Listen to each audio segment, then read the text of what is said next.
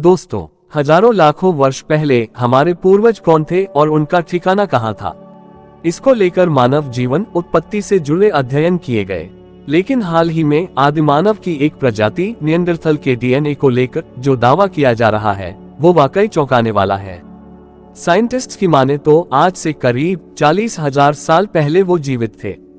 यही नहीं, उनमें सामाजिक रूप से रहने की समझ भी आ चुकी थी। आइए जानते हैं कि साइबेरिया में अल्ताई पहाड़ों की तलहटी में नदी के किनारे मिले 13 सदस्यों वाले निएंडरथल परिवार का जीवन उस वक्त कैसा था और उनसे हमारा जीवन कैसे जुड़ा है। अब तक ये माना जाता था आदिमानव में पारिवारिक या फिर सामाजिक समझ नहीं थी, लेकिन साइबेरिया में मिले निएंडरथल समुदाय के अवशेषों को लेकर शोधकर्ताओं ने पहली बार चौंकाने वाला दावा किया है। साइबेरिया के पहाड़ों के बीच निचले भाग में 13 निएंडरथल के कंकाल ऐसे मिले हैं जो किसी न किसी तरीके से हमारे जीवन से भी संबंधित हैं। दावा किया जा रहा है कि ये सभी अवशेष निएंडरथल प्रजाति के हैं। साइबेरिया की तलहटी में जो अवशेष मिले हैं उनको लेकर वैज्ञानिकों ने अजीब दावा किया है। माना जा रहा है ये सभी एक परिवार या समुदाय से जुड़े हैं। शोधकर्ताओं ने कहा कि ये कम से कम 10 से 20 सदस्यों वाले परिवार या फिर रिश्तेदारों का एक छोटा समूह था, जिसमें एक पिता और उसकी किशोर बेटी, एक युवा पुरुष जो उनके भतीजे या चचेरे भाई हो सकते हैं। इसमें एक वयस्क महिला भी थी जो शायद एक चाची या दादी थी। शोधकर्ताओं के अनुसार लगभग 54,000 साल पहले साइबेरिया की अल्ताई पहाड़ों की तलहटी में नदी के किनारे शिकार शिविर था, जिसमें 20 लोग रहते थे।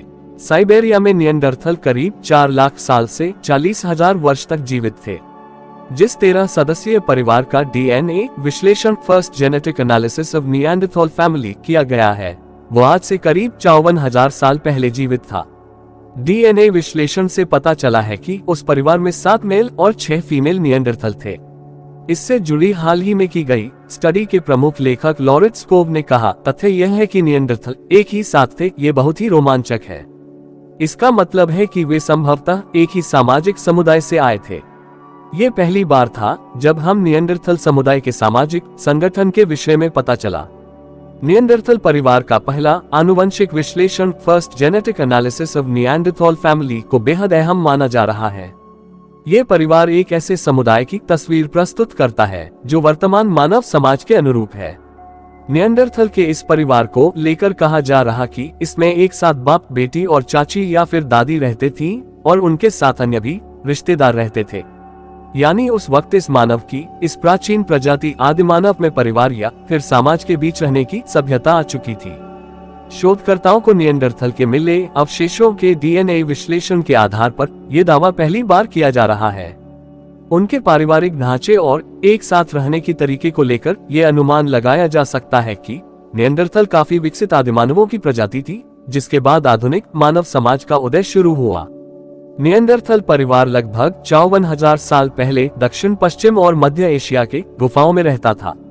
उनके कई अवशेष पिछले 14 वर्षों में मिले हैं। शोधकर्ताओं ने कहा कि निएंडरथल्स ने आइबेक्स, घोड़ों, बाइसन और अन्य जानवरों का शिकार किया जो नदी की घाटियों से होकर गुजरते थे। वैज्ञानिकों का दावा है कि निएंडरथल ही हमारे पूर्वज हैं जिनसे आधुनिक मानव का विकास हुआ। वे लगभग 4 लाख से 4,000 साल पहले पूरे यूरोप और दक्षिण पश्चिम और मध्य एशिया में रहते थे। ताजा स्टडी का नेतृत्व साइंटिस्ट स्वंते पाबो ने किया है, जिन्होंने निएंडरथल डीएनए के रहस्यों को उजागर कर चिकित्सा के क्षेत्र में वर्ष 2022 का नोबेल पुरस्कार जीता।